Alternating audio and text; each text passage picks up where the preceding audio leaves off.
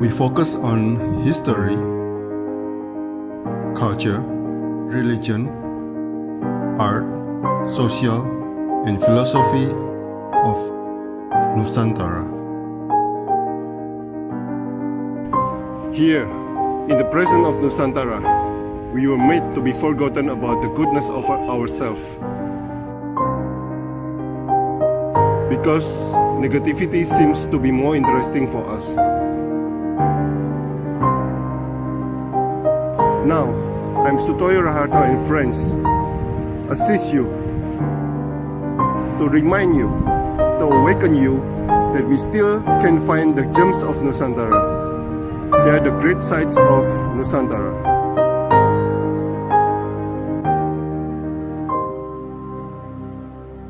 Bu Ella Santosa, seorang penulis skenario, owner PT Lentera Bangun Indonesia dan kreatif director. Selamat malam, Bu. Wow, saya harus belajar banyak dari kreatif directornya ini. Saya langsung tanya ya, Bu ya. Iya. Dari hobi berkebun, berkuda, melancong, salah satu hobinya yang melancong di rumah Eyang. Iya, gimana mas rumah Eyang? Tertipu saya. Oke. Iya. Bu Ella mendapat ide untuk menulis skenario. Karya apa yang paling berkesan untuk Ibu, Bu? Silakan, Bu. Saya gunakan untuk mendukung pekerjaan saya. Jadi pekerjaan saya sebenarnya itu event organizer, Pak. Sudah 20 tahun. Di tahun ini 20 tahun saya bergerak di event organizer.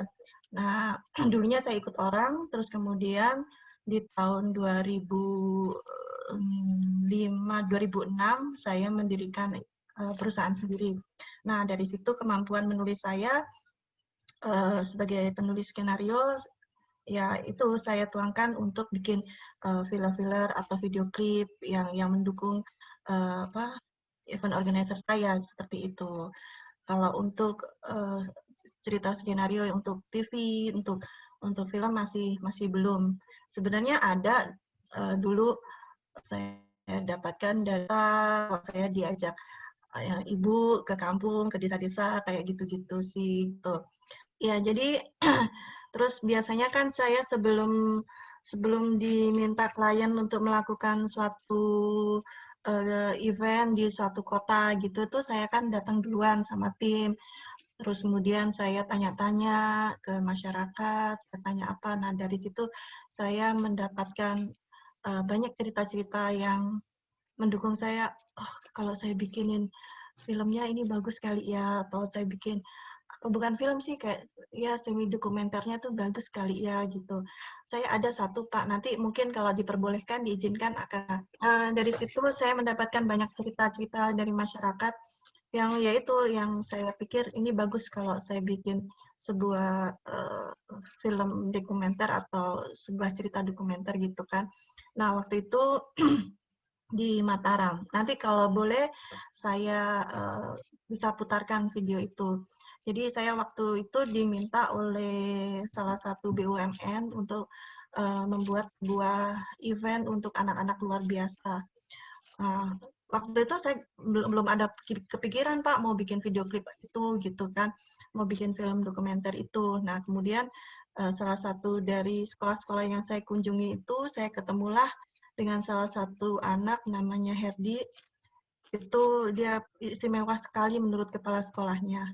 Jadi dia itu menderita apa ya? Kalau yang saya tahu yang diinfokan itu asam tulang ya, Pak ya, sakit asam tulang gitu. Jadi tubuhnya kaku kayak kayu gitu kan. Nah, dia pulang pergi ke sekolah itu kurang lebih 15 kilo. Dan itu hanya dibonceng oleh ibunya naik motor. Dalam kondisi apapun, hujan apapun, dia selalu minta sekolah. Dan dia punya prestasi sekolah itu luar biasa, terutama di bidang matematika sama IPA, dia nilainya bagus-bagus, 9, 10, seperti itu. Nah, terus kemudian saya tanya-tanya, terus saya deketin, ternyata bapaknya si Andi ini juga kena stroke. Jadi ibunya benar-benar tulang punggung keluarga di situ gitu kan. Nah, terus kemudian saya bikinlah sebuah cerita. Jadi itu berdasarkan benar-benar cerita nyata hasil wawancara saya, dan itu yang menurut saya dari video-video yang pernah saya buat itu yang paling menyentuh buat saya, yang selalu mengingatkan bahwa kalau saya misalnya ada masalah dengan anak atau apa, merasa jengkel dan apa gitu, saya putar video itu mengingatkan saya mempunyai anak-anak yang apa namanya, yang istilahnya tidak perlu bantuan saya, tapi saya mengeluh gitu kan. Sementara ibu ini yang murni benar-benar anaknya yang butuh bantuan, dia siang malam tidak pernah mengeluh sekalipun, seperti itu. Wow, wow. Apakah Ya, itu masterpiece Ibu? saya sih apa ya Pak, kalau dibilang masterpiece itu buat saya bukan sebagai sesuatu karya yang harus wah yang gimana gitu. Pokoknya buat saya setiap karya apapun, baik itu event atau tulisan atau video atau lagu yang saya bikin, kalau bisa membuat orang itu bahagia, bisa membuat orang itu ingin lihat lagi, ingin dengar lagi, menantikan karya apa lagi yang akan bisa mereka lihat selanjutnya, ya itu yang masterpiece. Nah, itu mungkin pernah waktu saya masih setiap tahunnya dipercaya oleh salah satu BUMN bikin acara untuk ulang tahun perusahaannya, itu yang selalu jadi seperti acara kota gitu yang semua orang tumplek di tempat itu sampai nutup jalan dan sebagainya. Terus kemudian mereka pulang dengan puas, kita udah bagus itu tuh. Itu udah bayaran buat saya, itu karya, oh berarti karya saya di apa bisa membuat orang senang, itu buat saya semuanya masterpiece buat saya, gitu aja sih. Itu jadi saya nggak mau wah ini spesial, ini nggak spesial, karena semua yang saya lakukan itu buat saya ya itulah yang diinginkan Tuhan kepada saya untuk melakukan itu dengan baik, gitu aja. Saya meyakini itu. Wow, wow, wow. Ada rencana untuk dibukukan, Bu, karya-karya Ibu ini? Anak saya tuh minta, saya minta mami bikin buku, mama bikin novel gitu kan, terus ayo kita kolaborasi gitu kan. Kalau anak saya tuh pinter gambar, jadi mama bikin cerita anak-anak, kamu yang gambarin gitu kan. Nah, ini kita lagi program, sebenarnya ada satu skenario yang sebenarnya lama sekali saya persiapkan, mungkin pernah saya posting di Instagram saya ya, namanya nih itu. Saya bikin naskah saya itu karena Oh, saya melihat film anak-anak kok apa ya, ya bagus-bagus semuanya, tapi saya ingin yang satu ini benar-benar tahu anak-anak itu seperti apa gitu, karena itu adalah masa kecil, perpaduan antara masa kecil saya yang sebenarnya sama masa kecil yang saya apa ya, yang saya ketahui dari anak-anak yang hasil dari saya banyak keliling ke kota-kota itu sih Pak. Nah, itu saya bikin 5 tahun yang lalu. Terus kemudian idenya itu nanti saya bikin ini mamahnya nanti menderita sakit autoimun ya gitu. Padahal saya sama sekali nggak tahu sama sekali penyakit autoimun itu apa ya gitu kan. Karena gini, cuman pikiran saya gini aja. Yang pokoknya yang di luar yang biasa-biasanya lah, kalau sinetron bikin paling sakit kanker, serangan jantung, atau apa ya yang penyakit yang begitu-begitu gitu. Kalau saya pengennya autoimun gitu kan. Nah, terus kemudian saya waktu itu mau belajar sama dokter. Kami kan punya dokter keluarga gitu kan, karena bapak sama ibu kan ada sakit yang membutuhkan dokter keluarga gitu.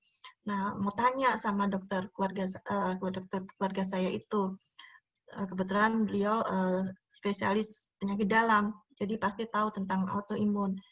Nah, waktu mau tanya-tanya, waktu chat, ternyata dokter saya menjawab, "Saya lagi sakit, Ella," gitu kan. "Oh, gitu. Terus saya boleh jenguk?" "Nggak boleh, Ella," gitu. Terus kemudian, "Oh, ya udah dokter, nanti saya tunggu dokter aja sembuh karena saya mau tanya tentang sakit autoimun," gitu. "Iya, Ella," gitu. Terus kemudian saya tunggu sampai berapa bulan, terus kemudian saya chat lagi, "Apa kabar, dokter?" Ternyata yang jawab anaknya, "Papa sudah nggak ada, papa sudah meninggal," gitu kan. Aduh, itu rasanya saya shock banget, down banget, karena beliau itu istilahnya merawat saya itu mulai saya baru pindah ke Surabaya. Saya dulu tinggal di Lumajang kan, merawat saya itu SMA sampai sampai ya beliau meninggal kurang lebih 3 tahun yang lalu, mungkin 3-4 tahun yang lalu mungkin seperti itu. Jadi udah seperti keluarga. Nah, akhirnya berhentilah saya menulis naskah itu.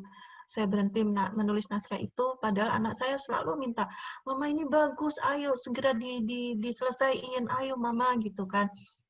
Iya nanti," gitu. Terus kemudian saya, masih sibuk bekerja gitu aja, masih ngurusin event-event organizer saya itu. Terus kemudian tiba-tiba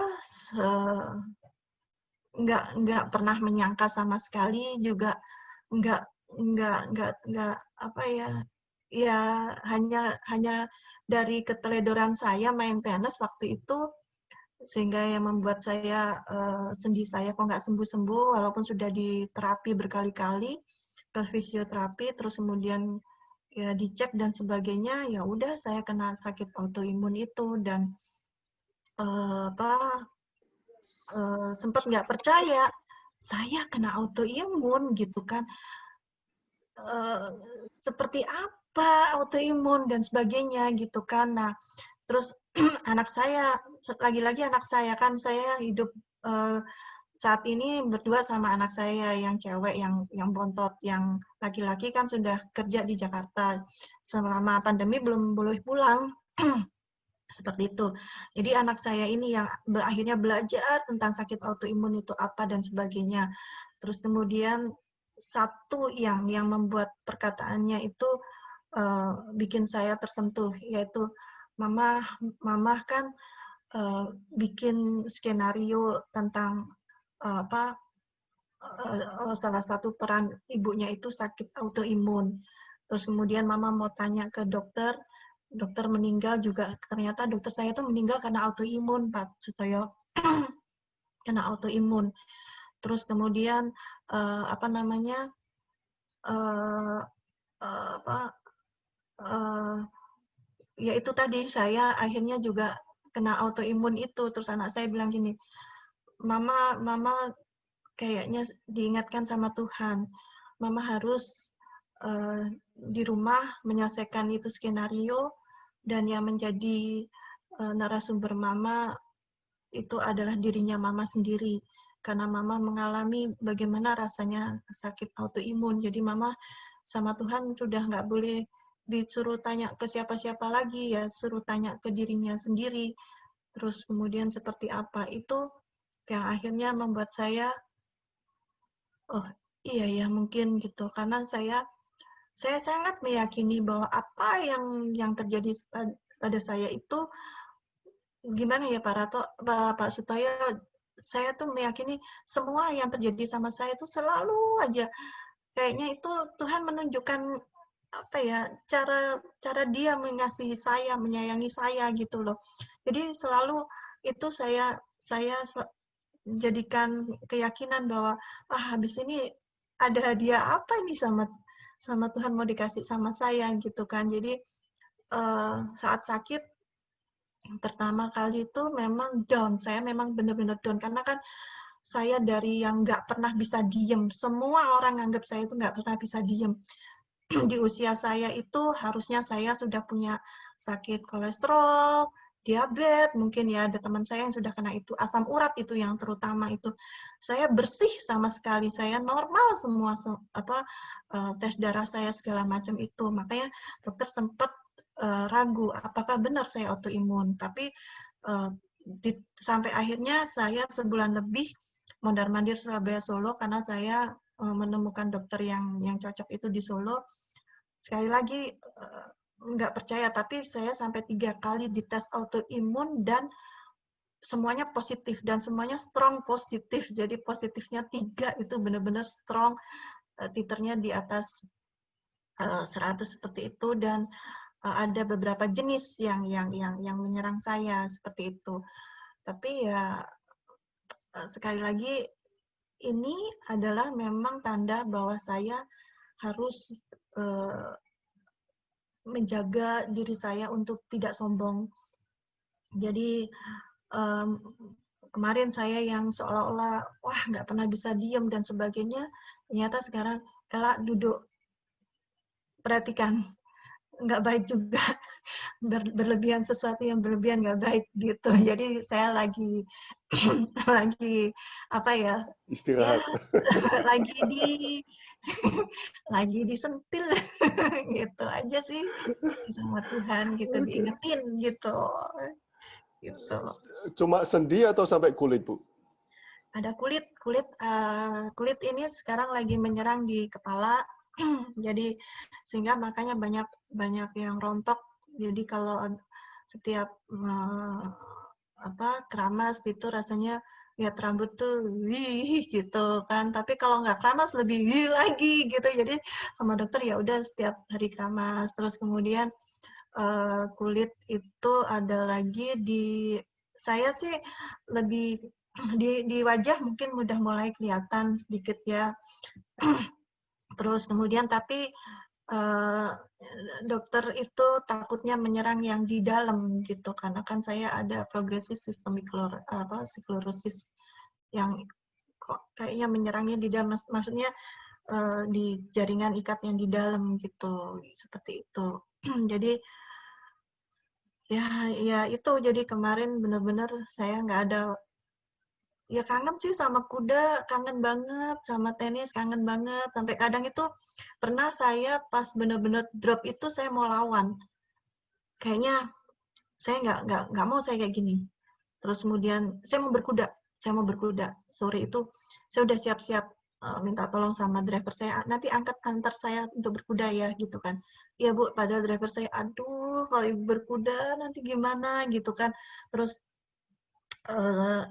ART saya juga gitu, Bu siapin minuman buat saya dan sebagainya karena saya mau berkuda. Itu juga gitu, aduh gimana. Terus teman-teman saya, sahabat-sahabat saya tuh, jangan kayak gitu. Ternyata benar, Tuhan tidak merestui saya untuk berkuda.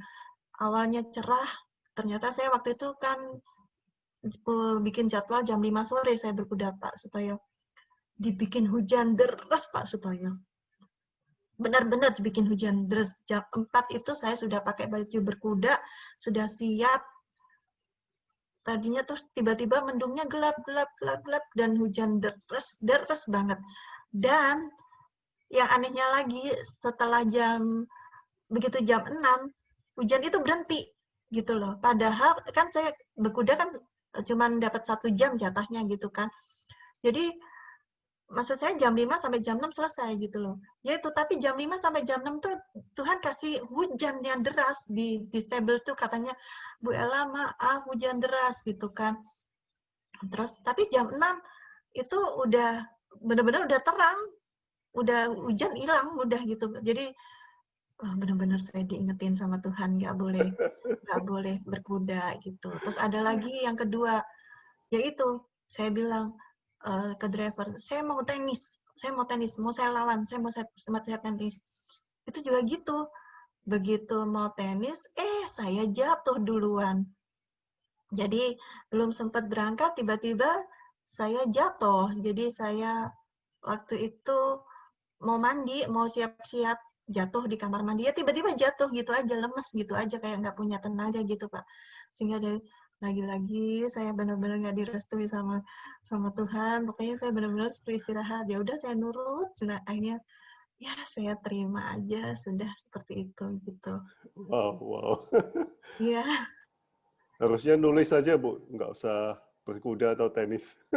Iya, makanya ini sama anak saya, ayo mama kapan nulis, mama kapan nulis. Nanti ya kalau mama sudah terbiasa, karena saya sekarang polanya kayak baby Pak Sutoyo. Jadi kalau saya dulu itu saya sering sebelum sakit, pokoknya sebelum sakit saya itu tidur jam 10, terus jam 2 saya bangun untuk saat malam, terus kemudian sampai subuh, terus saya tidur, jam 6 saya sudah ke lapangan, entah lapangan tenis atau lapangan berkuda seperti itu, kayak gitu. Terus setelah itu saya kerja sampai malam terus seperti itu.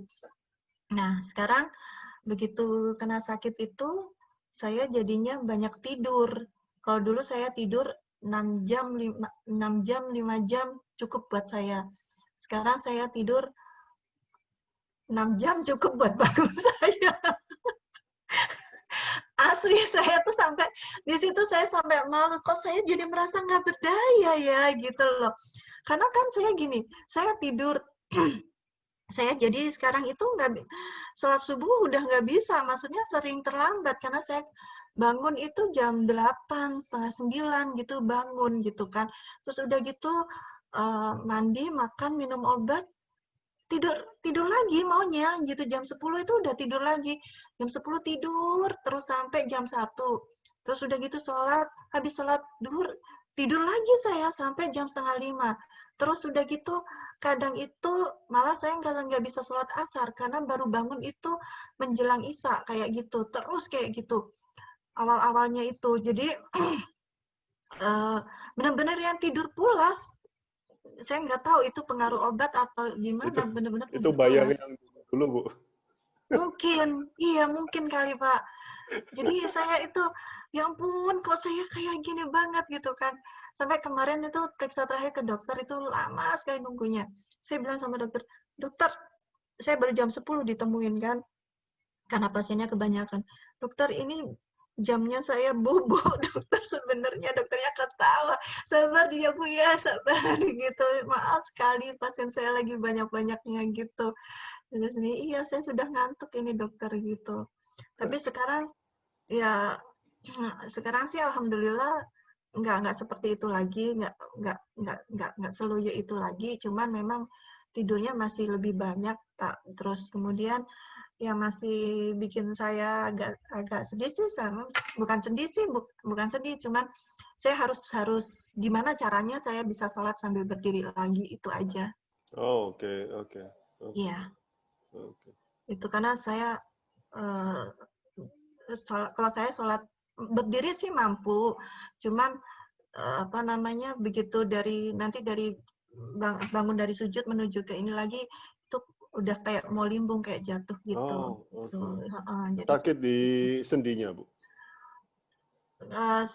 kalau sekarang sih sendi-sendi sudah mulai berkurang ya, tapi kayak ngilu kayak orang nggak punya tenaga gitu sih Pak Sutoyo. Jadi kalau rasanya tuh kayak kita kalau mau demam kena flu, kan tulang-tulang sakit semua. Nah, seperti itu. Tapi ini sudah berkurang semuanya itu, jadi tinggal apa kayak lemesnya itu loh Pak. Jadi kayak nggak kuat aja nyangga badan itu gitu.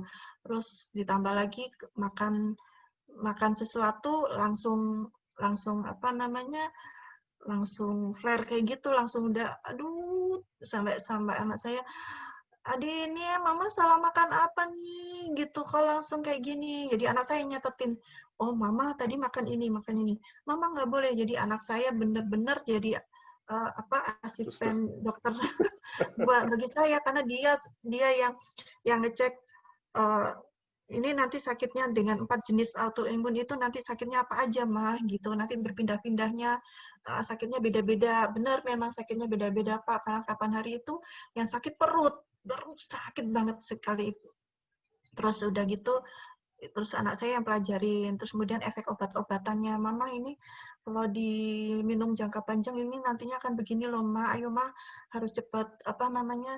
Cepat Mama semangat harus dilawan, Ma." Kayak gitu. Karena nanti ini kalau berkepanjangan bisa bikin begini, begini, begini dan sebagainya itu. Jadi ya sekarang saya positive thinking aja, saya meyakini gini, sekarang saya meyakini, oke, saya ya harus berdamai pada kondisi saya bahwa ya ini memang saatnya Tuhan nyuruh saya untuk memperhatikan. Saya ada kata-kata dari sahabat saya bilang, selama ini kamu selalu memperhatikan orang.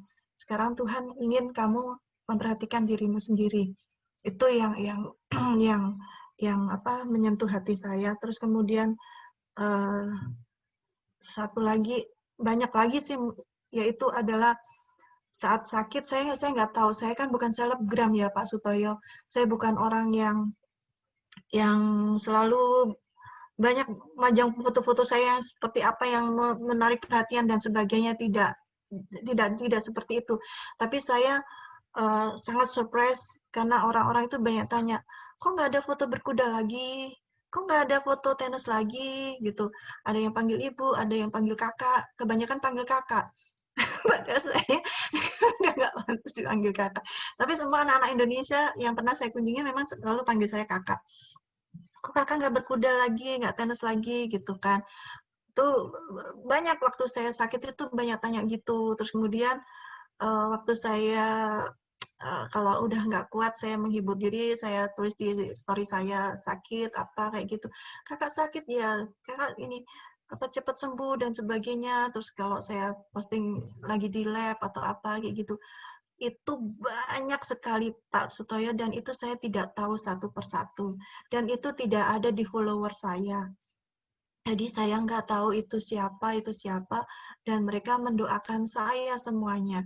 Dan saya dari situ apa ya, malu sekali kalau saya sampai patah semangat saya, terus kemudian saya menyerah pada kondisi sakit saya merasa malu di situ.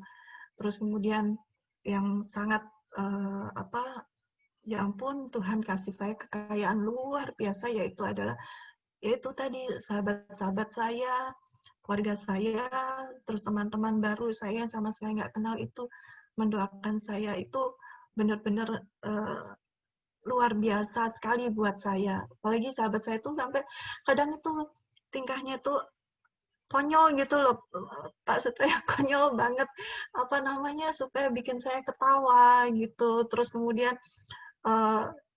pernah sih ibunya sakit gitu kan kalau apa anak-anak saya panggil saya ibu sakit gitu kan, terus semuanya pada kirim makanan apa itu, oh ibunya nggak boleh makan ini, kirim buah yang malah yang nggak boleh dikirim, ada mangga itu berjenis-jenis mangga dikirimkan ke saya, padahal saya kena mangga sedikit aja udah ngilu kan, nggak boleh gitu kan, jadi kasihan gitu, oh nggak boleh dimakan ya Bu gitu.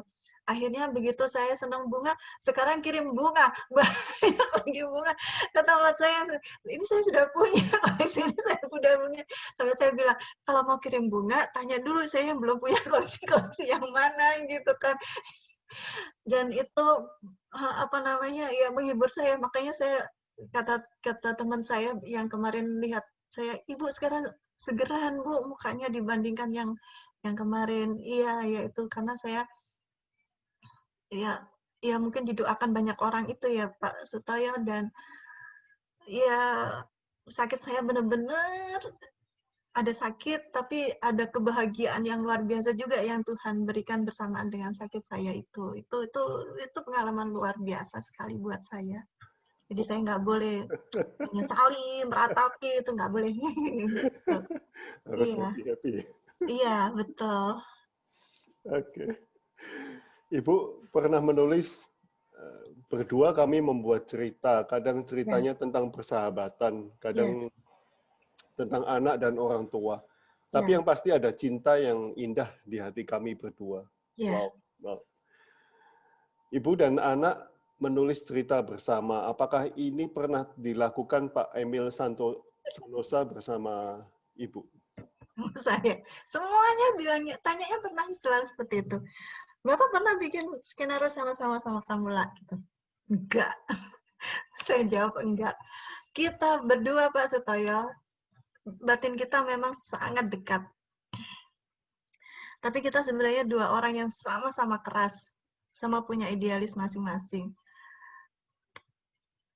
Aduh, kalau saya cerita tentang Bapak, saya nggak mungkin susah buat saya untuk nangis karena Bapak itu luar biasa buat saya.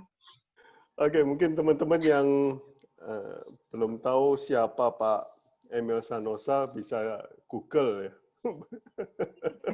Beliau ada di mungkin zaman tahun 80-an ya, Bu ya. 80-an, iya Tahun 80-an. 80-an.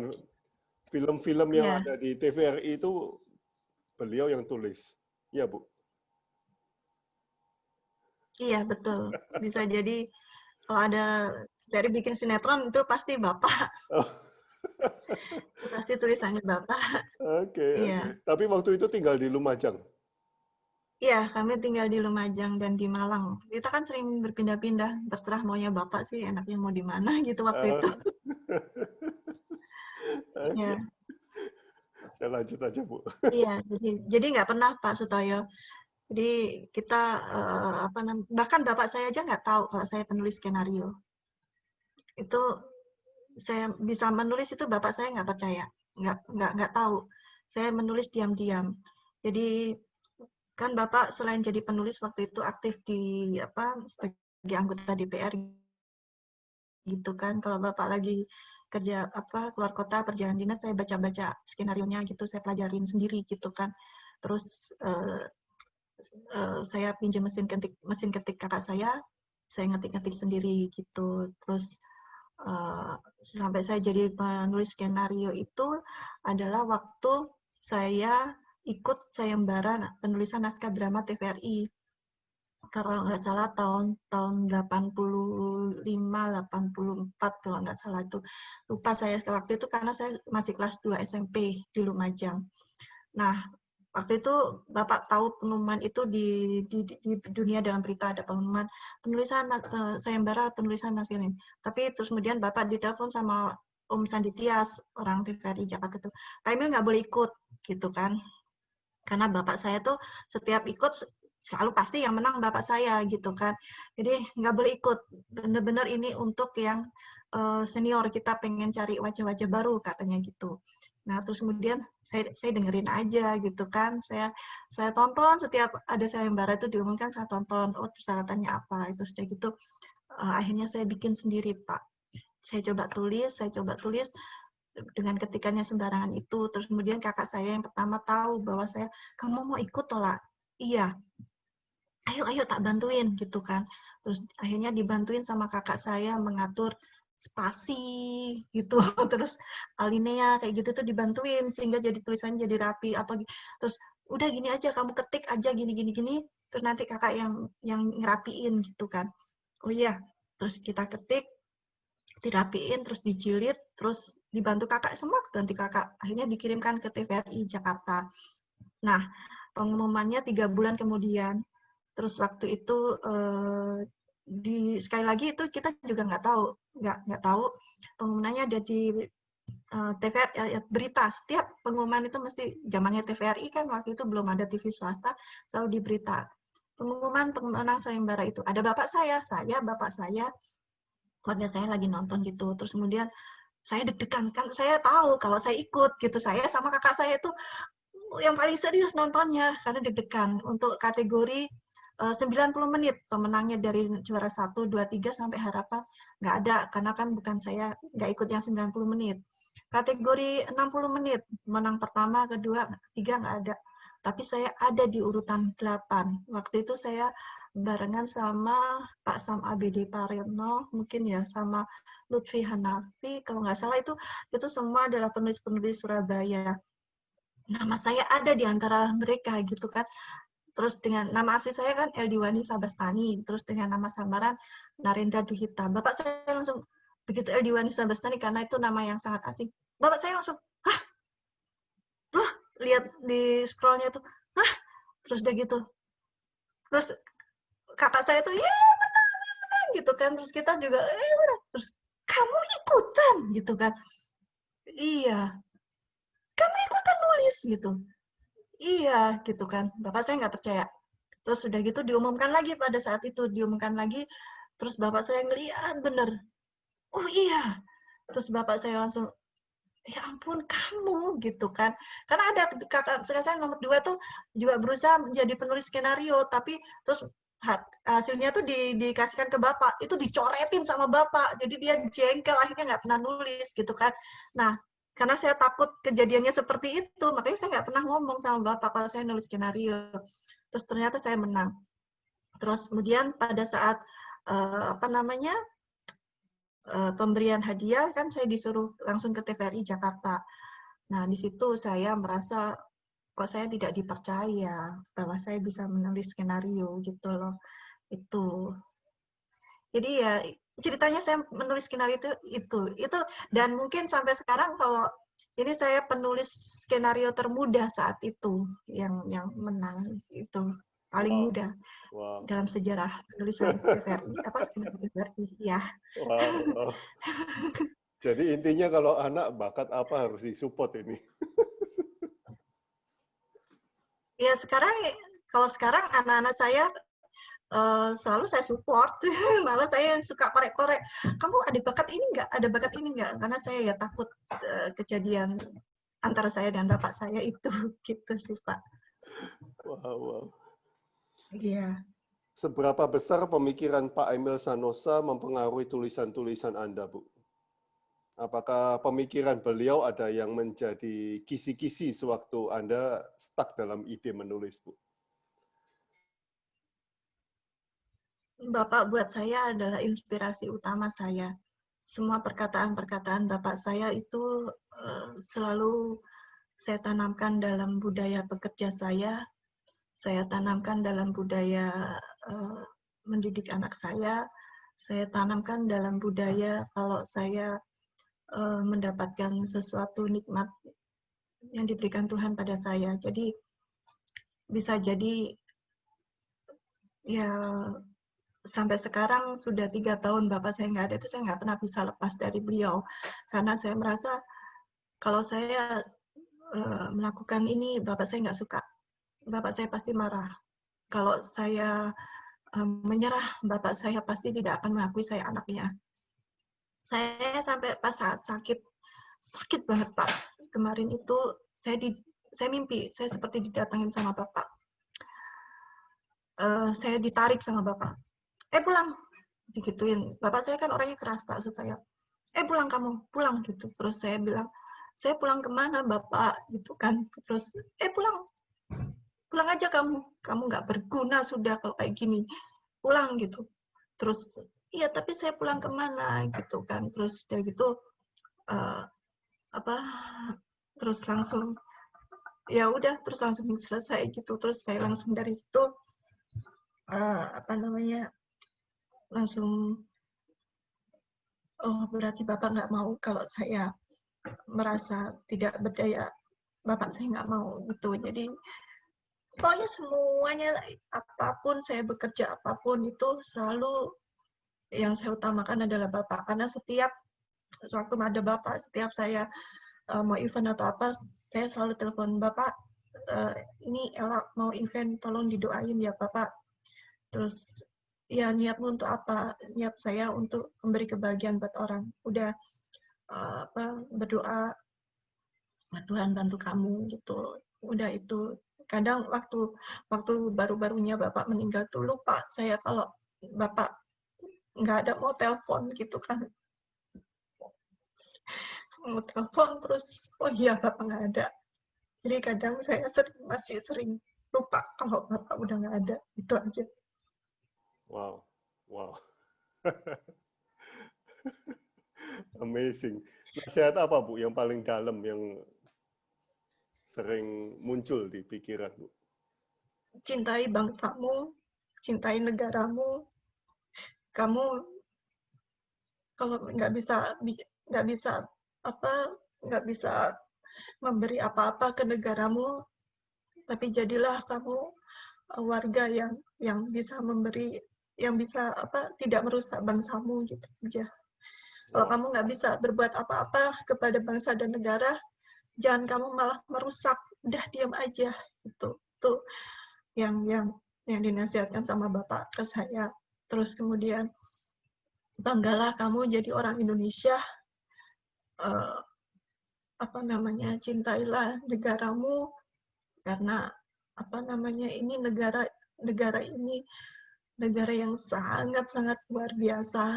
Jangan sampai dirusak oleh orang-orang yang tidak berguna, dan apalagi itu dari anak-anaknya Bapak atau keturunannya Bapak. Jangan sampai itu. Jaga anak-anakmu, jaga nanti cucu-cucu semuanya, jangan sampai boleh merusak bangsa negara ini. Itu Bapak bilang gitu. Wow, nasionalis sekali. Ya, Bapak memang nasionalis sekali, dan itu kayaknya nular ke saya. Karena setiap event-event yang saya kerjakan itu harus menonjolkan keindahan Indonesia, harus menonjolkan kehebatan budaya Indonesia. Saya tonjolkan keindahan-keindahan Indonesia itu, terutama anak-anak ya, karena saya sangat konsen sekali kepada anak-anak Indonesia. Ya, we have to. Harus ini, Bu. Ya. Kayak nggak hilang. Iya. Oke, sewaktu Ibu masih di bangku SMP, ini yang luar biasa ini. Tomboy banget. Iya. Tomboy, jago kelahi. Oke. Yang hadir di sini rasanya umurnya seumuran semua, Bu. Jadi mesti tahu siapa ini. Oh, syukurlah kalau begitu. Oke, sewaktu Ibu masih di bangku SMP di Lumajang, Ibu punya sahabat pena yang wow banget ya. Pada waktu itu para pejabat nggak merakyat seperti sekarang. Bisa diceritakan, Bu, kisahnya itu, Bu? Ini saya bikin nangis lagi nanti. Aduh, pertanyaannya bikin saya nangis terus sih, Pak, tapi saya nangis sedih. Bukan nangis sedih, bukan. Jadi gini. Siapin tisu aja. Udah disiapin sama saya tisu. Jadi itu nyambung tadi waktu saya ke Jakarta untuk ambil hadiah kemenangan saya itu, di situ saya ketemu sama teman-teman Bapak saya di TVRI. Ngapain Pak Emil? Ini nganterin anak saya ngambil hadiah gitu. Wah, ini pasti ditulisin bapaknya ini gitu kan. Bener-bener saya bener-bener nggak dipercayain gitu kan. Nggak dipercayain gitu. Ya Dek, kamu ditulisin sama bapak ya? Terus bapak sampai, enggak, saya tuh malah nggak tahu dia itu nulis kayak gitu kan.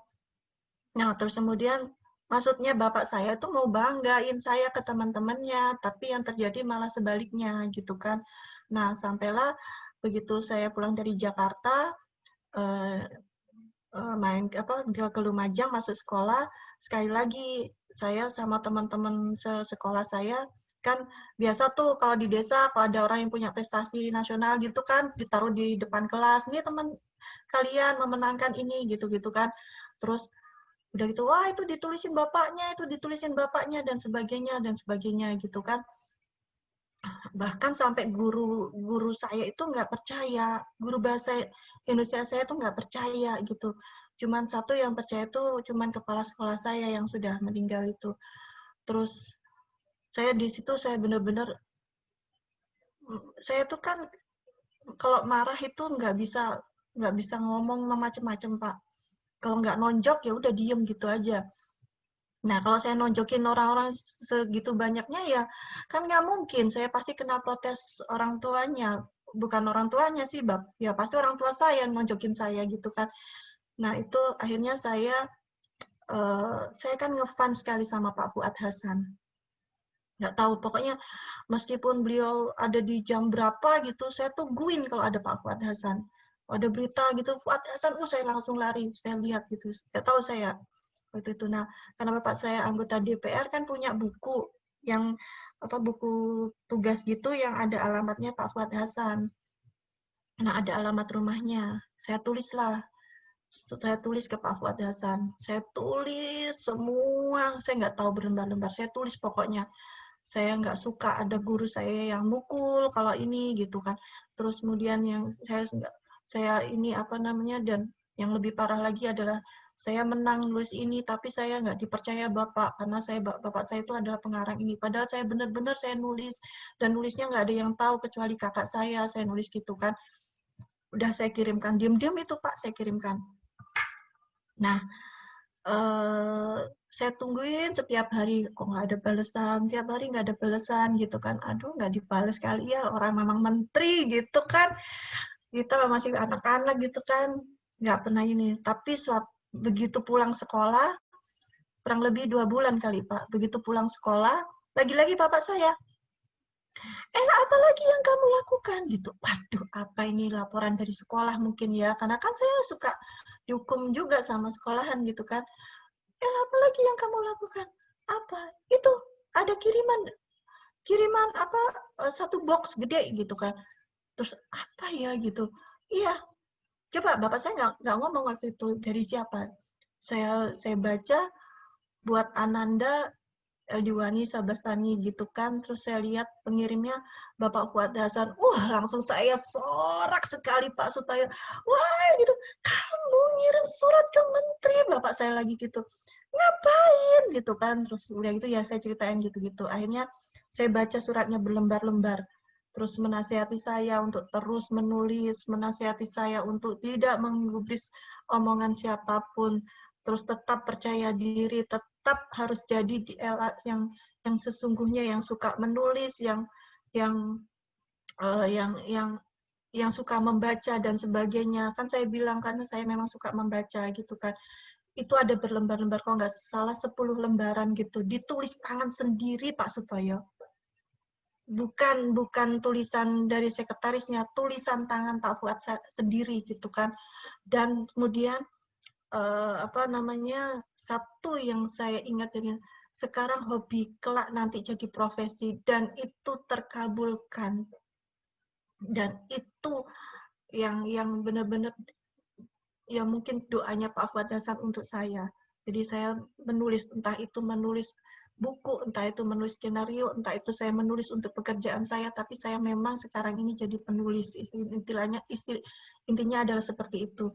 Dan di situ saya dikirim banyak buku sekali, dan saya tuh kan kalau saya itu lebih suka dikasih buku daripada dikasih hadiah macam-macam. Karena bapak saya itu mengenalkan buku itu mulai saya bisa baca itu kelas, kalau katanya orang tua saya sih, begitu masuk SD itu saya sudah bisa baca. Dan saya ingat buku bapak saya tuh kalau ngasih buku tuh ngawur-ngawur Pak. Jadi saya ingat waktu itu baru pindah dari Malang ke Lumajang itu saya kelas 5 itu, kasihlah saya Bumi Manusia. Nggak disensor waktu itu. Iya, kasih saya buku Bumi Manusia. Dulu waktu kecil-kecil saya dikasih buku karya Andy Bilton ya, kayak Lima Sekawan, Mallory Towers, terus kemudian segala macam. Begitu saya menjelang gede, dikasihlah saya buku Bumi Manusia, dan itu saya suka. Terus kemudian next apa anak manusia anak semua bangsa. Next apa? Ada ya Bu ya, tahun 80-an ada ya? Ada, lengkap. Di Bredel ya? Enggak, ada. Oh.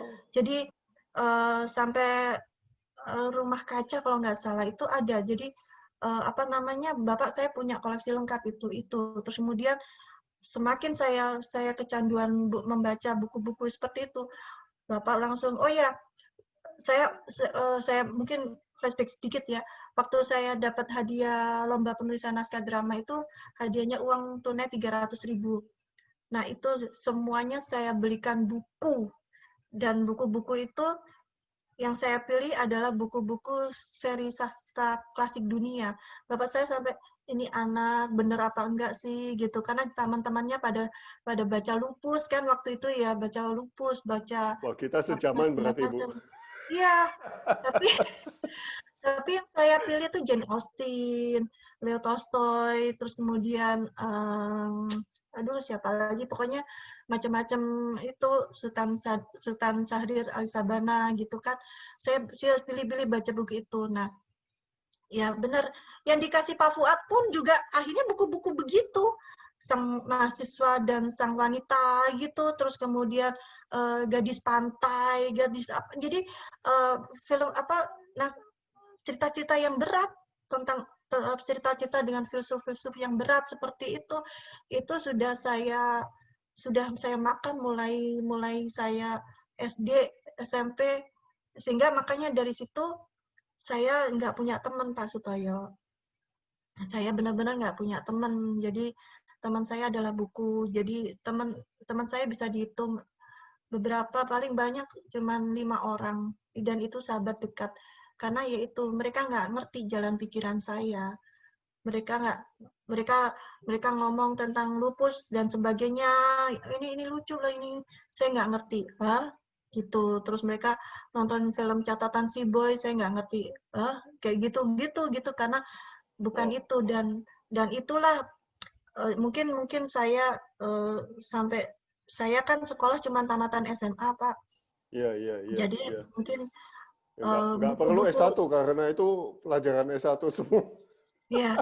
Jadi buku-buku itulah yang membuat saya bisa bekerja banyak, ya banyak hal yang bisa saya lakukan, ya sampai ya menghidupi saya akhirnya seperti ini kayak gitu. Jadi banyak buku dari situ, bahkan dan saya itu kan memang suka belajar.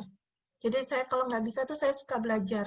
Sekarang sih enak, Pak, ya, lewat YouTube aja kita sudah tahu gitu kan. Kalau dulu itu kalau misalnya kalau saya syuting kan saya kerja itu mulai SMP, Pak. Jadi setelah saya menang nulis naskah itu, akhirnya bapak saya membuka kesempatan saya untuk ikut syuting di sinetronnya. Kalau lagi bikin sinetronnya, ajak nih anak saya jadi figuran atau apa gitu kan.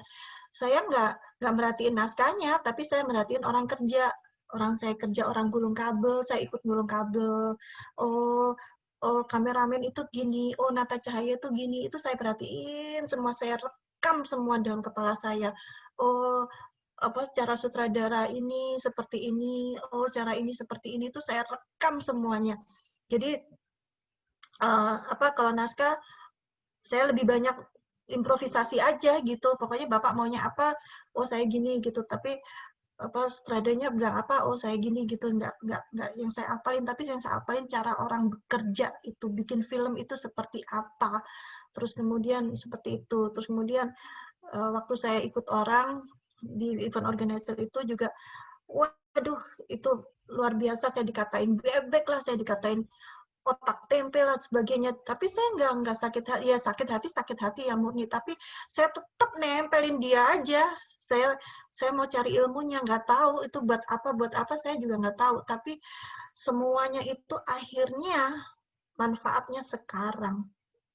Manfaatnya saat saya berani membuka usaha sendiri dan saya bekerja dengan sebaik-baiknya, dan alhamdulillah selama ini nama pekerjaan saya benar-benar menurut klien-klien saya the best semuanya. Itu udah luar biasa sekali. Dan sekarang saya mungkin kalau ke IO ya masih ke IO, tapi saya sekarang konsennya lebih ke untuk CSR, program-program CSR. Nah, itu saya belajar lagi. Ini lucu nih, Pak, cerita tentang belajar. Saya SMA, saya nggak ngerti sama sekali tentang CSR. Sebenarnya pekerjaan dari klien-klien saya itu sebenarnya sudah saya lakukan.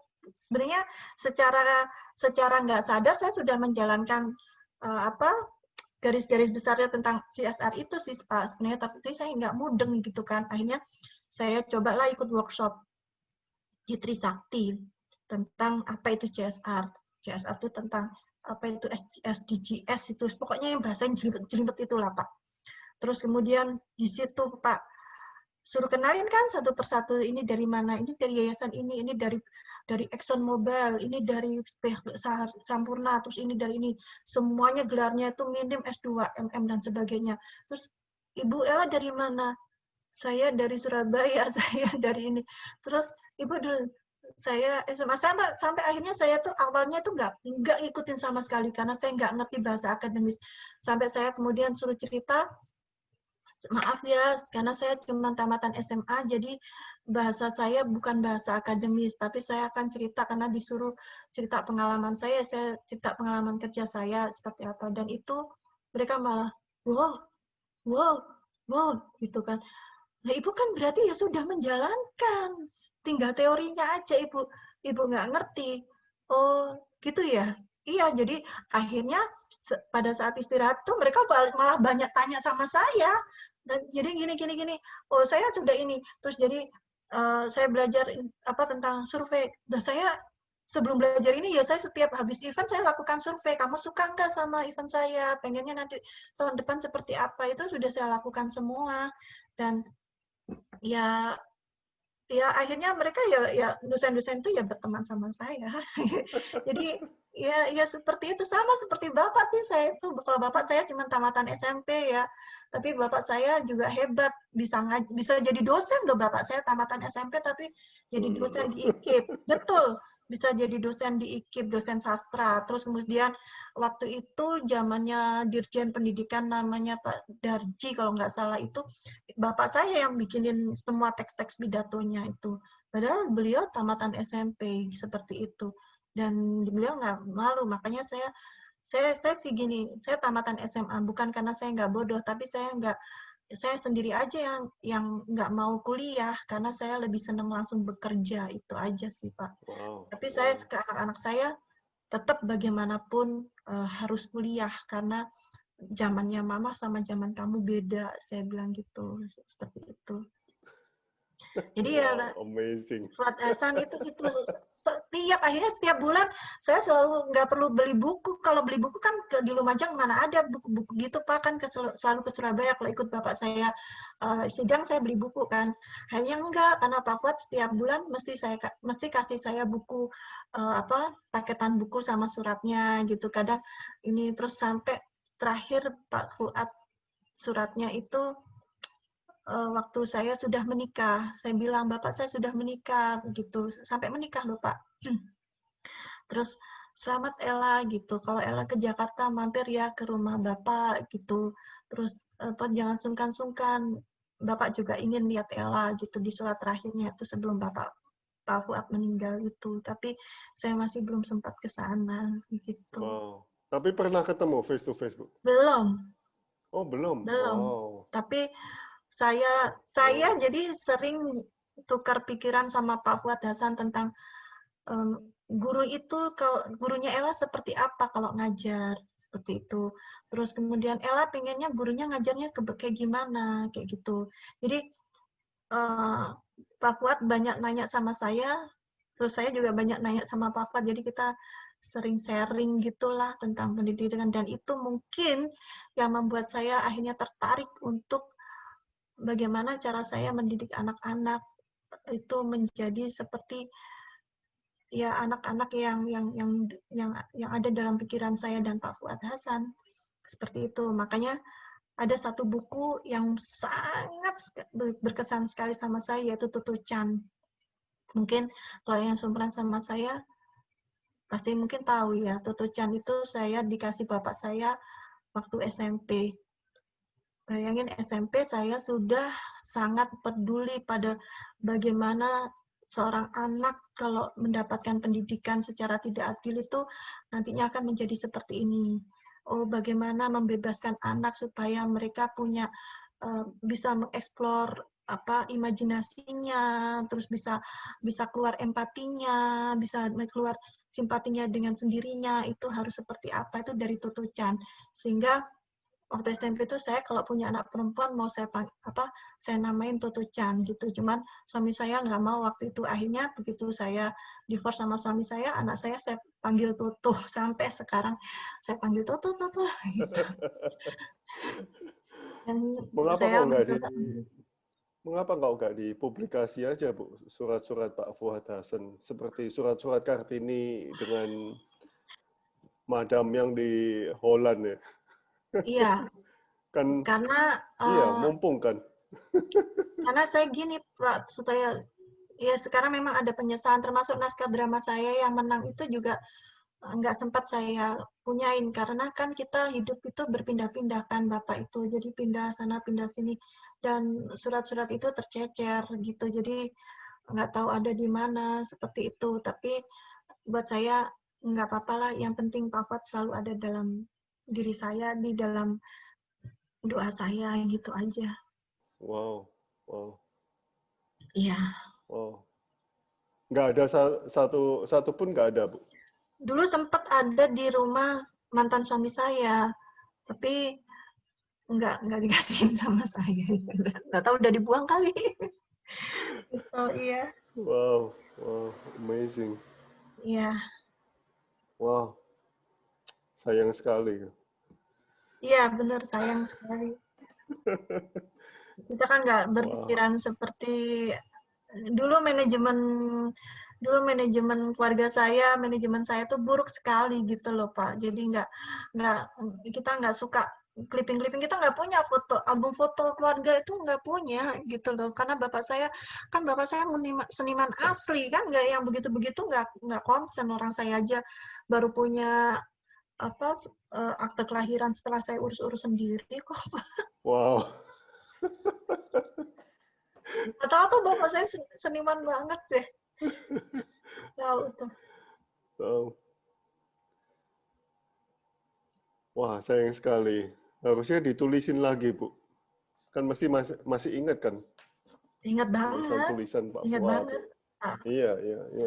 tapi Boleh tuh kan ditulis lagi, Bu. tulisan tangannya beliau itu yang khas sekali kan. Jadi Iya, beliau kalau iya. nulis setiap ke saya itu selalu tulisan tangan, dan itu nggak pernah dengan pena, kayaknya dengan spidol, karena nggak tahu ya, karena kan teksturnya tuh kayak gede gitu loh penanya itu, dan tulisan Pak Fuad tuh gede-gede gitu, rapi gitu, bagus gitu. Jadi Wow. sangat khas gitu.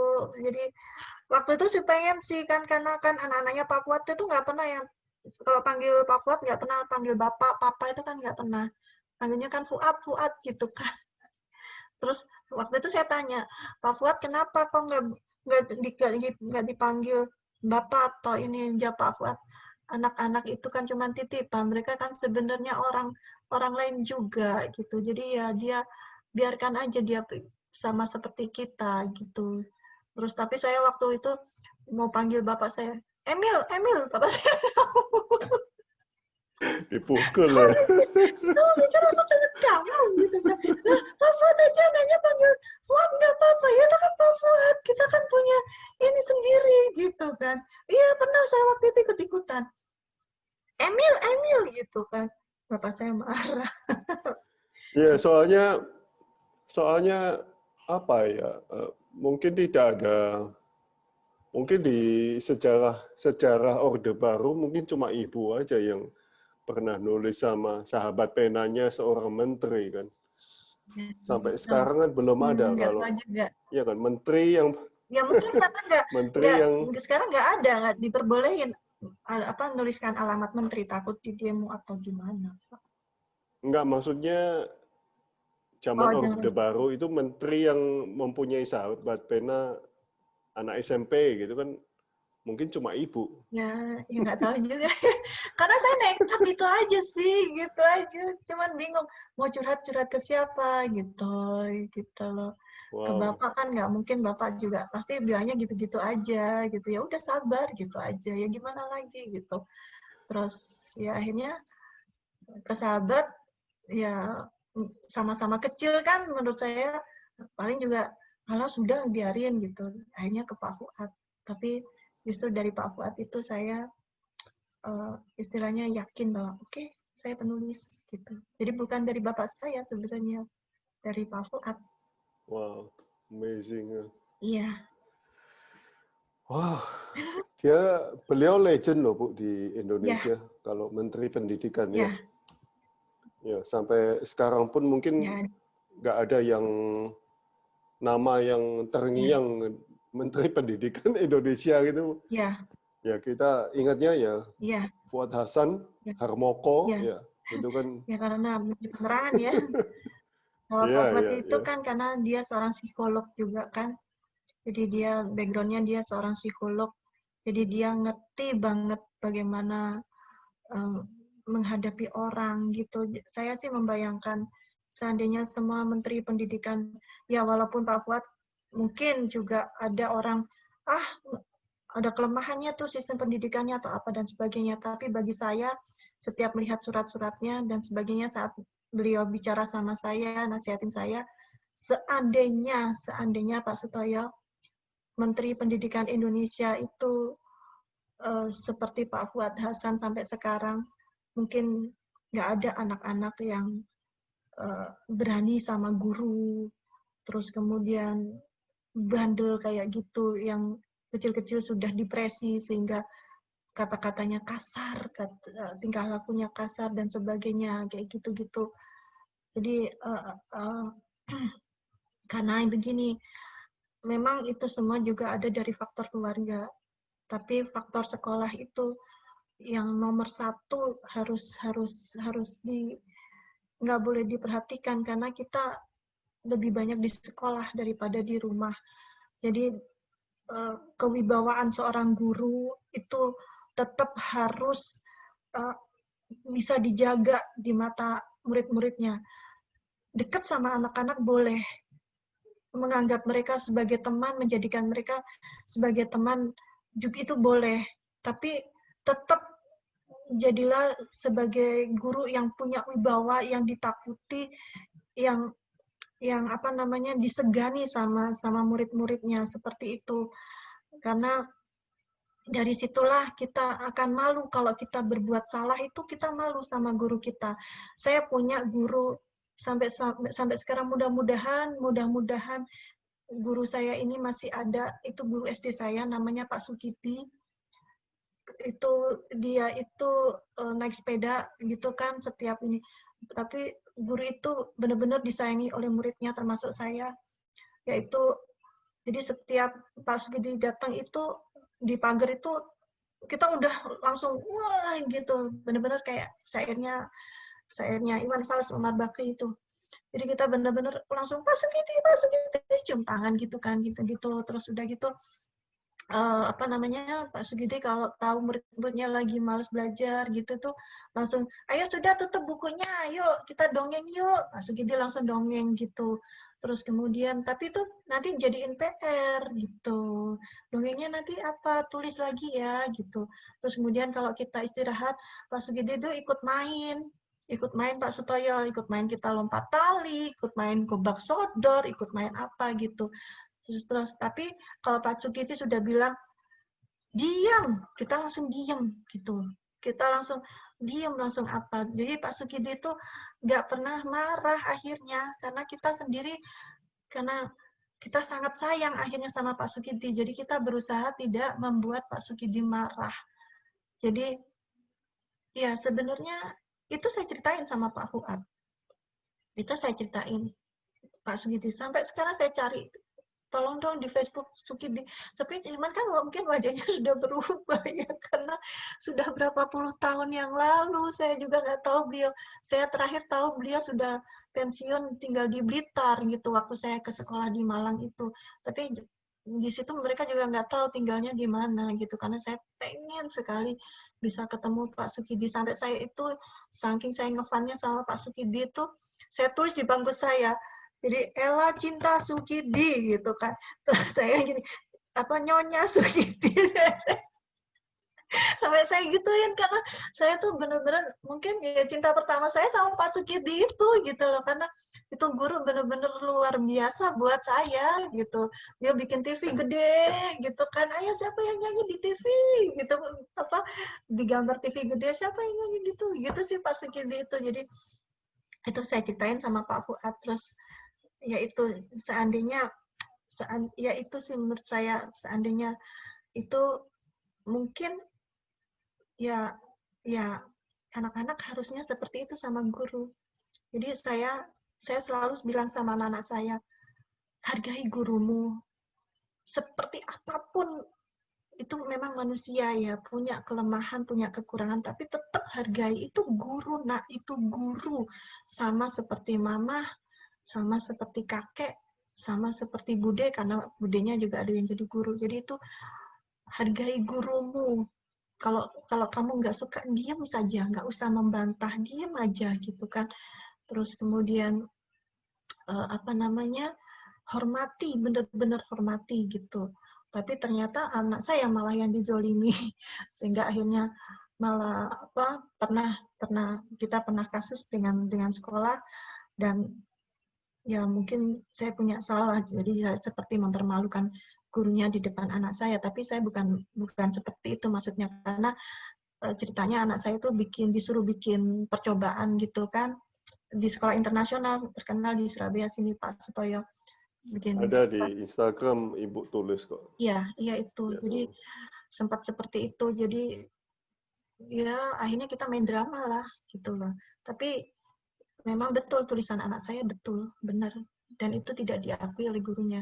Terus saya ditanya, oke Bu, mereka minta damai, apa yang Ibu inginkan apa? Saya mau kasih berapa ke Sofi? Anak saya kan kalau di sekolah dipanggil Sofi. Saya bilang, enggak, diakui saja bahwa karya anak saya itu benar. Itu aja tuh. Itu aja yang kita tuntut, Pak. Terus udah gitu, iya benar, saya minta maaf. Udah, saya bilang sama anak saya, sudah ya nak ya, sudah, nggak ada marah lagi ya, enggak. Aku cuma nuntut itu aja kok, mah. Gitu. Ya sama, apa yang kita tuntut sama gitu. Malah dia merasa nilai-nilainya jadi bagus-bagus itu, ketawa dia.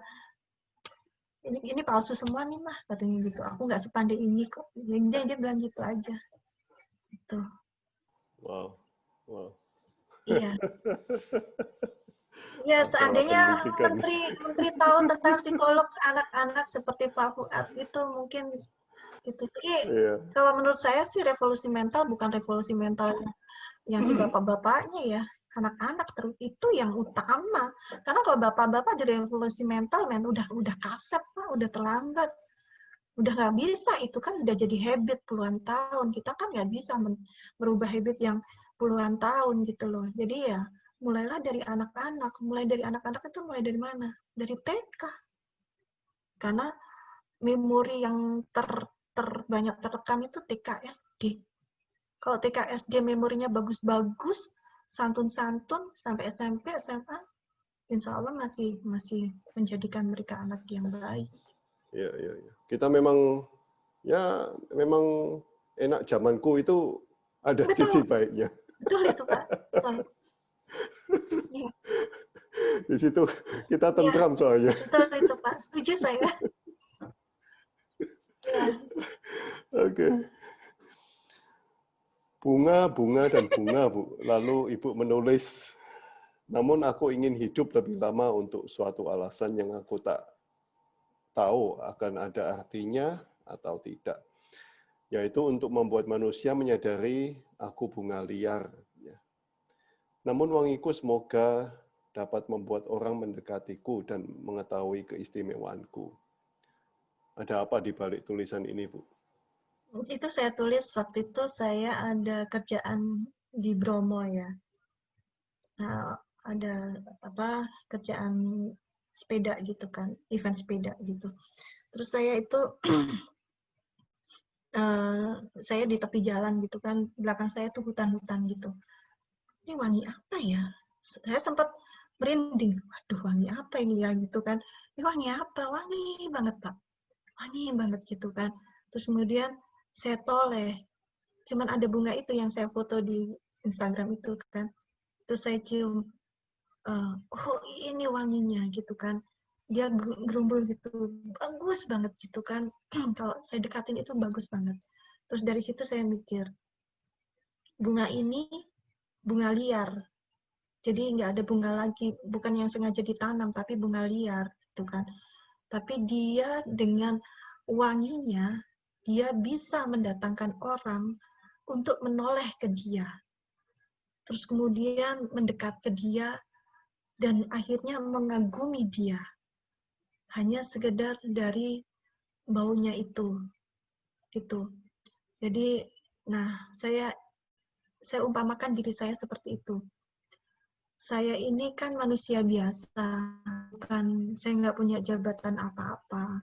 Saya bukan harta juga secukupnya aja, istilahnya bukan siapa-siapa lah Pak.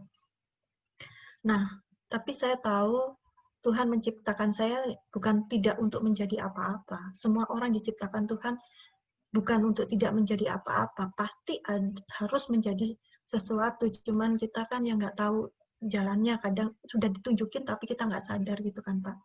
Nah, saya nggak tahu, makanya saya bilang saya ini bukan siapa-siapa.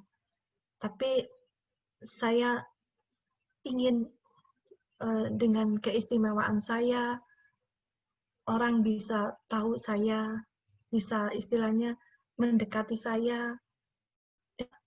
Akhirnya ya mungkin ya menghargai saya seperti itu. Ya seperti apa yang saya pikirkan tentang bunga itu aja waktu itu, seperti itu. Jadi sering saya itu diingatkan sama alam. Semuanya itu sering diingatkan sama alam, termasuk saya waktu saya lihat bunga, itu kan bunga itu kan nggak tahu kalau dirinya itu bunganya itu indah. Kalau dia jadi bunga yang sekarang mahal, itu kan nggak tahu kan, Pak. Tadinya dia yang membuat mahal dan sebagainya kan manusia, ya kan?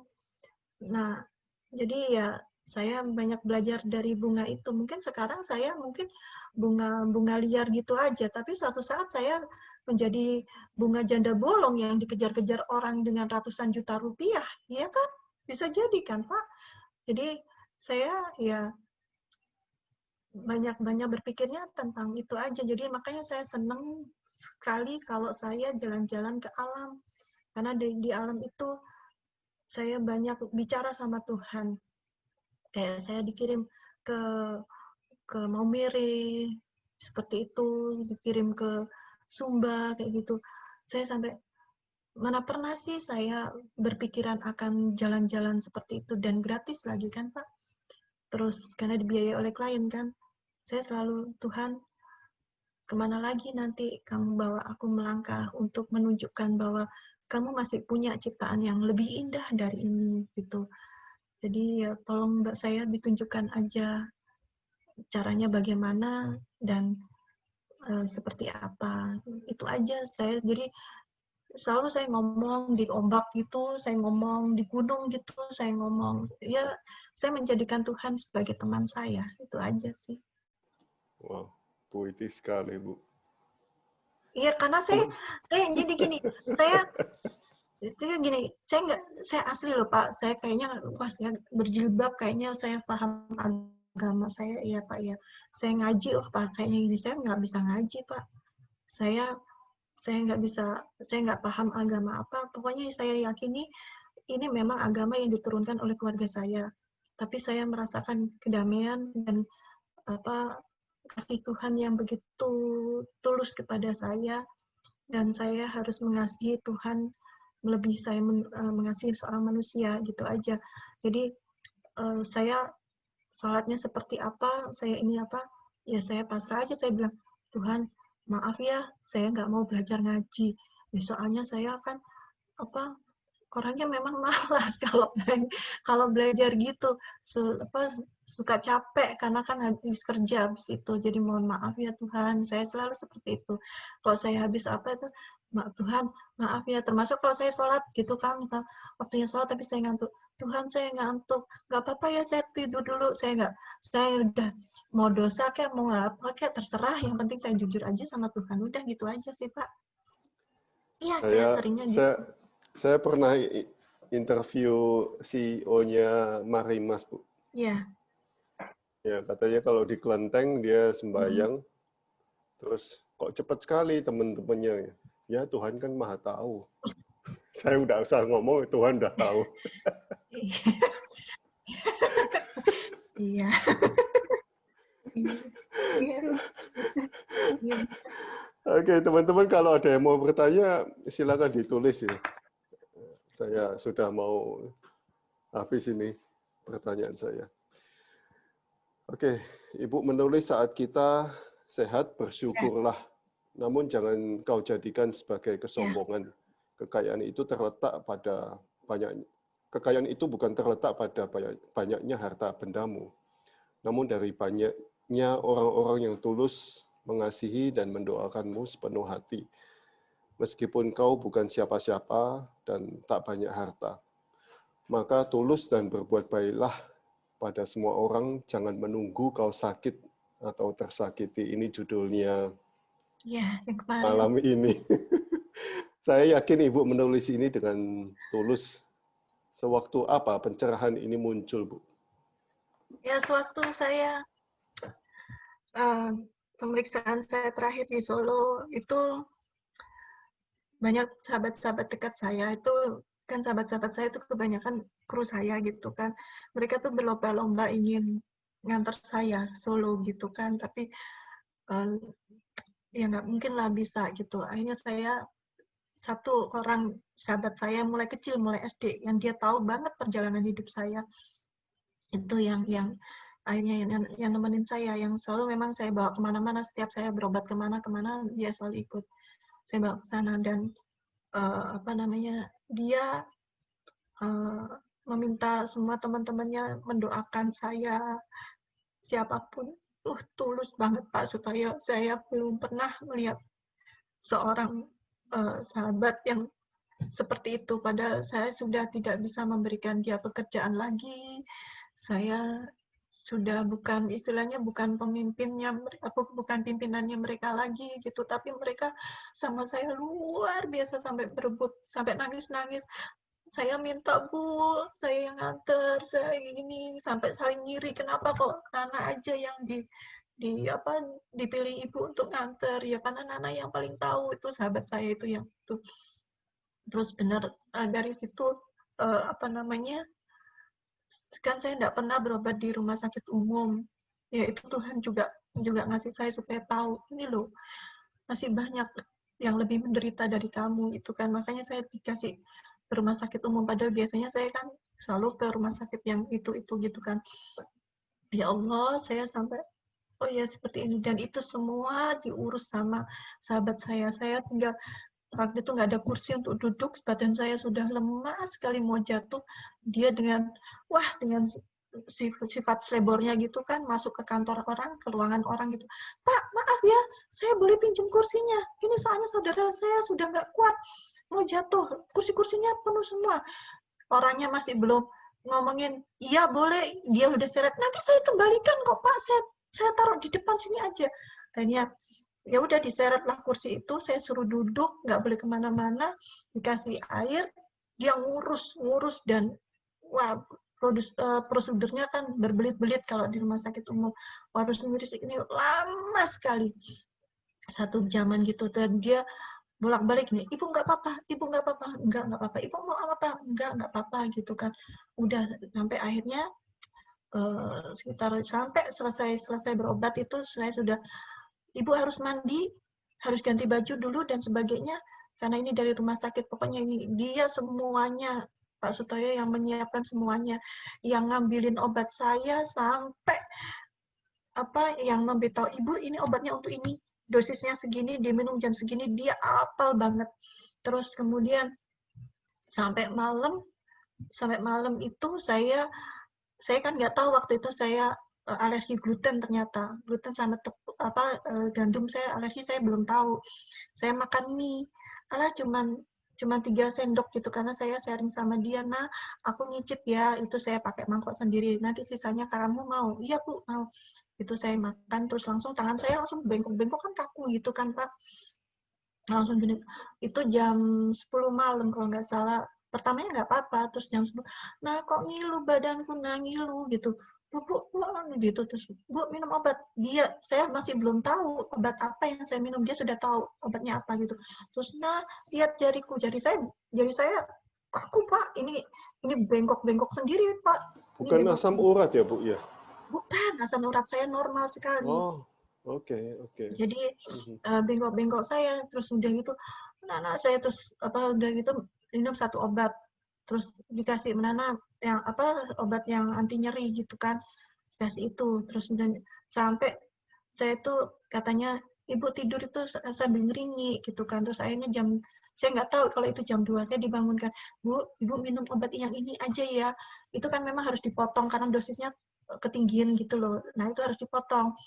Alat pemotong obatnya ada di rumah saya, tapi itu dan harus diminum pagi hari sebenarnya, tapi dia, Bu, bismillah makan obat ini ya, terus tapi kan nggak harus dipotong, kita nggak punya pisau gitu, Bu, iniin ya Bu ya, pokoknya bahasa Indonesia kolu itu ya, pokoknya ini, terus akhirnya dia digigit, terus dia gitu diminumkan ke saya, terus udah diminumkan ke saya separuh gitu, terus akhirnya berangsur-angsur tangan saya melembut kayak gitu, terus saya bisa tidur.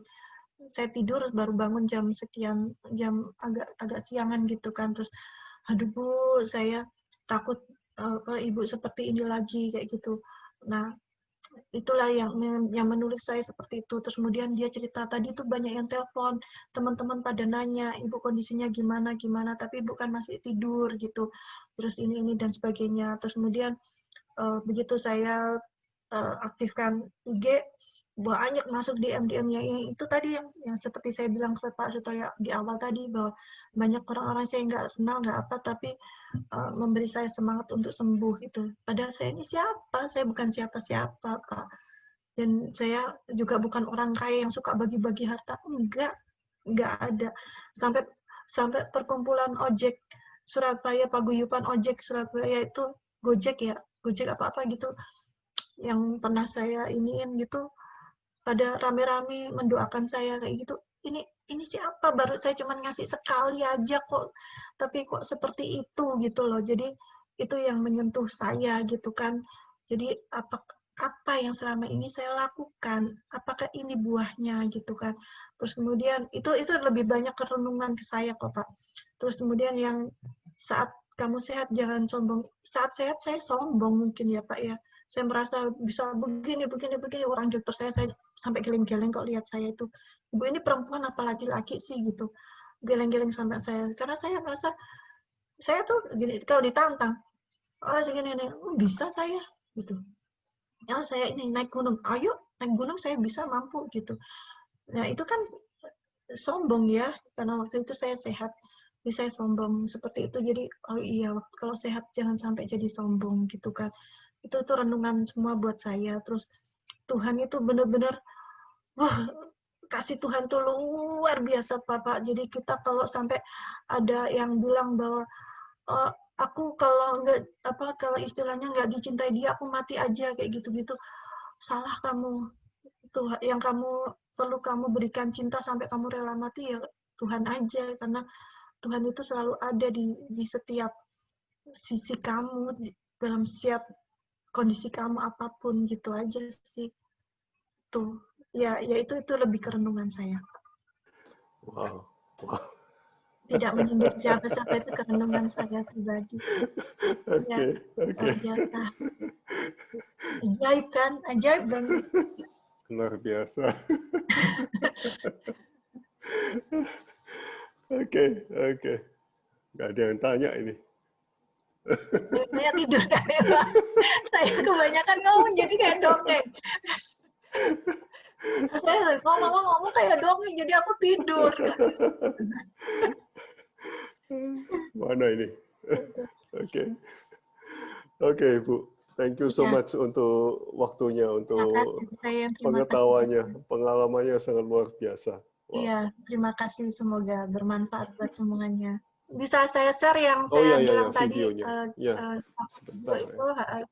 saya bikin video itu waktu saya bikin untuk eventnya PT Pertamina menjelang Hari Ibu. Jadi ini berbicara tentang kasih seorang ibu. Sebelum menutup ini. Boleh ya Pak ya? Ya, boleh, silakan. Mungkin karena ini menjelang Hari Ibu, bagi yang masih mempunyai ibu, mudah-mudahan ada kado yang sudah disiapkan untuk ibu.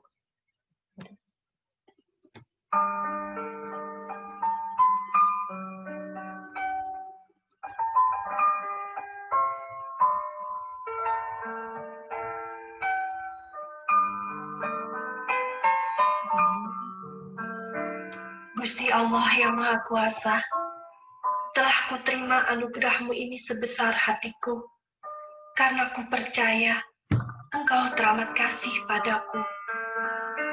Aku tak menduga bahwa Kau anggap diriku orang perkasa, hingga Kau titipkan hamba-Mu yang teristimewa ini. Aku tahu ini takkan mudah, karena aku bisa menjadi manusia biasa saja. Namun ku yakin bersama kasih-Mu aku mampu. Tak patut aku kecewa di saat aku rapuh. Tak pantas aku menangis di saat aku lelah. Suaranya, bening matanya, gapean tangannya, ya Allah, selalu membasuh hatiku. Gusti Allah yang Maha Penyayang, temani aku, bantu aku, kuatkanlah aku untuk selalu menjaganya, menghantar langkahnya menggapai impian.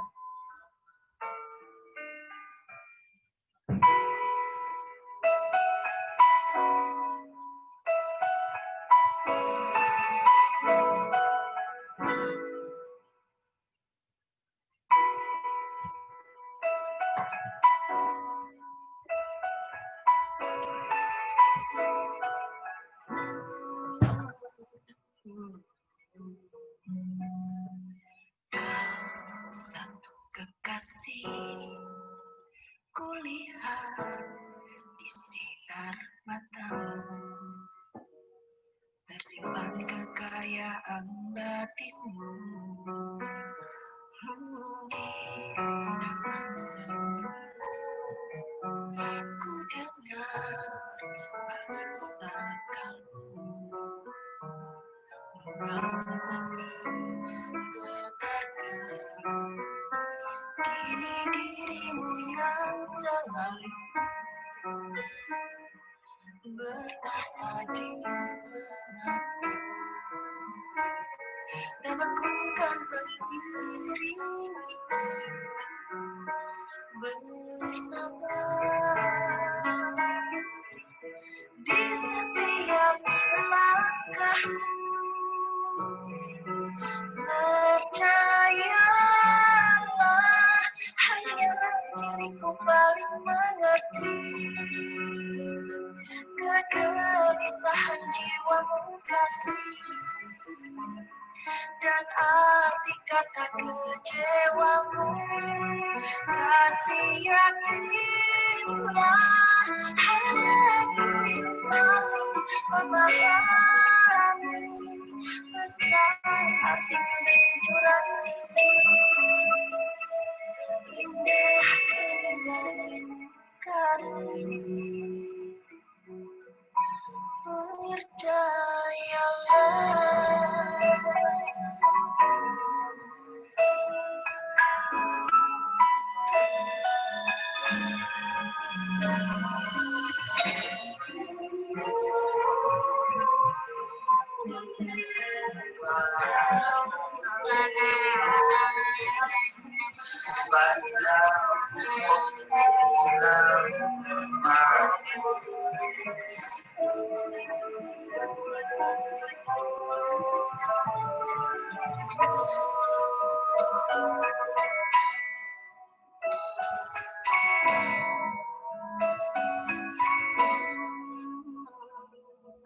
di dalam senyum ku dengar bahasa kalbu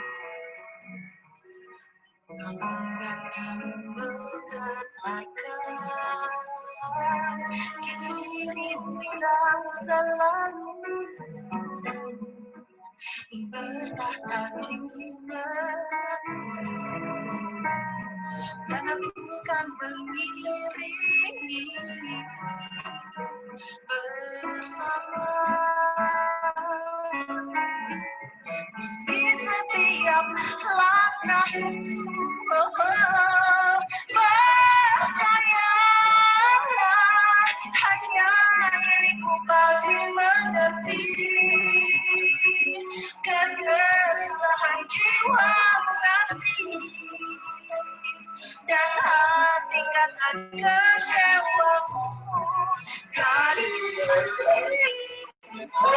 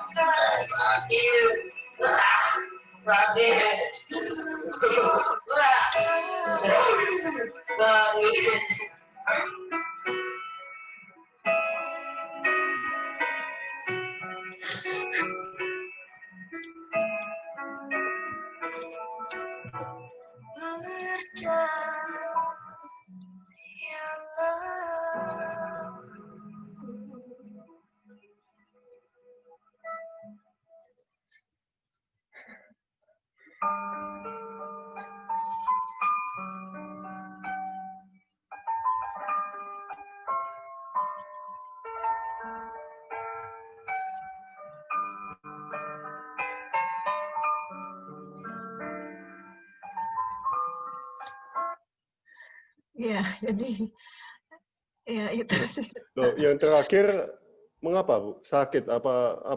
Iya, jadi dia Oh, menceritakan kalau wrong. sudah sakit itu sakitnya luar biasa. Dia berbulan-bulan seperti itu. Jadi eh, ya benar-benar sakit kata ibunya dan ibunya udah nggak tahu. Jadi yang bikin saya sedih ibunya yang ada gini kan bapaknya stroke ya Pak ya itu. Ini SMP dia waktu itu SMP saya masih bisa gendong Bu. Nah nanti kalau dia sudah semakin besar siapa yang ngerawat katanya gitu kan siapa yang gendong gitu.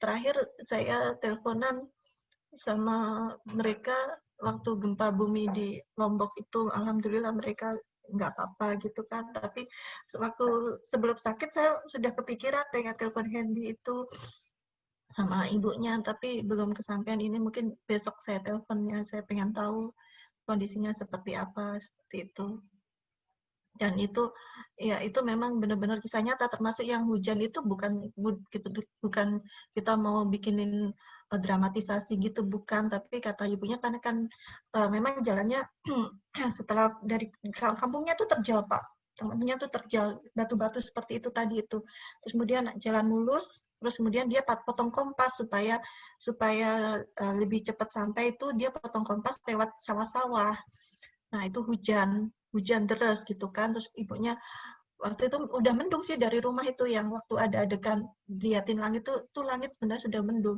tapi Hadi ayo sekolah gitu beneran hujan di tengah jalan di sawah ban sepeda motornya itu bocor gitu kan ibunya bingung gitu kan ini gimana terus sekolah pokoknya di sekolah gitu kan terus akhirnya ditolong tetangganya kebetulan lewat begitu menepi di jalan raya ada tetangganya lewat tolong jadi itu benar-benar kita nggak mendramatisasi itu benar-benar itulah cerita yang saya dapatkan dan itu mendadak banget jadi nggak ada di budget event itu bikin video kayak gitu nggak ada jadi murni itu semuanya saya lakukan dan itu hadiah untuk saya buat ibunya Hendy itu dan buat untuk Hendy itu dan dia saat itu ditayangkan di gedung di ballroom gitu ditonton oleh semua orang itu dia bangga sekali seolah-olah menjadi bintang dan saya memandangnya tuh sampai ya Allah saya sudah senang bisa bikin Hendy ketawa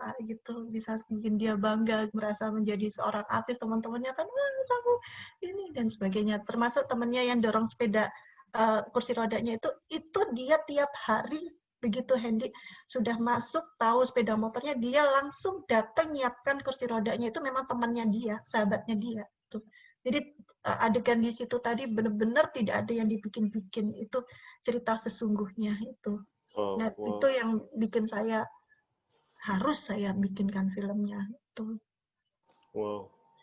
Itu sama-sama ABK padahal ya. Iya sama-sama ABK ya betul. Mereka bagaimana bisa menerima pelajaran itu? Kalau tahu dia smart di matematika gitu. Iya, Gimana jadi tulis saja apa bisa dia? iya, menulisnya ya dengan apa namanya ya dengan ya cakar-cakar gitu Pak gitu tapi menurut Bapak Kepala Sekolahnya kan soalnya dibacakan terus dia apa kan multiple choice gitu kan Pak ya jadi jawab ini terus dia kalau ngitung itu dia kayak mikir kayak gitu loh Pak dia dibayang-bayangin kayak gitu gitu. Wow, ini Pak Paul Medan sampai terharu. Iya. Saya pikir Pak Paul Medan udah ketiduran ya. Ya, jadi saya prihatin Pak di kondisi pandemi ini untuk kalau anak-anak sekolah yang biasa bisa online, anak-anak yang ABK ini bagaimana? Karena saya biasanya sebelum pandemi itu saya suka main ke SLB, suka sekali kasih kue, masih mainan atau apa, ya gitu saya suka sekali. Dan di situ saya tahu sekali ceritanya guru-guru itu betapa susahnya mereka tuh pahlawan benar-benar pahlawannya tanpa tanda saya itu ya guru-guru ABK itu saya tuh kalau libur panjang saya susah Bu kenapa ya karena saya memulai lagi dari awal gitu mengulangi lagi pelajarannya dari awal gitu. Mereka harus beradaptasi dari awal, khususnya anak yang tunagrahita itu kan Pak. Nah, saya nggak bisa bayangin dalam kondisi pandemi ini mereka seperti apa, saya nggak tahu. Nggak sekolah, Bu. Karena menurut Bu Sawitri kadang-kadang, ya bukan kadang-kadang, kalau menengah ke bawah, ekonomi menengah ke bawah, mereka tidak Ya, sekolahin betul mereka. memang. Iya, Ya, ada yang seperti itu. nggak cuma pandemi saja. Iya, memang. Banyak, Pak. Banyak sekali. Orang sekolah aja kadang masih ngontrak kok sekolahannya. Pengen kunjungan ini Bu Jani juga CSR, Bu. Iya, Beliau punya yayasan dan boleh. ya Mari bisa. kita bisa join. Bu Jani sering sampai kegiatan sosialnya sampai ke Butan, Bu. Butan atau Nepal gitu, ke desa-desa pelosok Udah mudah-mudahan dapat dunia. kesempatan ya. Tapi kita coba tolong anak-anak kita sendiri dulu deh, Pak. Itu tanggung jawab kita. Iya. Oke, Iya. thank you Bu atas waktunya. Iya, sama-sama. Terima kasih banyak Pak. Saya mohon Selamat maaf malam, ya kalau ada selamat kata-kata istirahat. yang salah, yang kurang berkenan. Mohon maaf. Terima kasih semuanya. Great story, Terima great kasih story, doa-doanya. Terima amazing. kasih. Oke, Iya, terima kasih Terima kasih. Bu Selamat Ella. malam. Terima kasih. Thank you so much, Iya, thank you. terima kasih.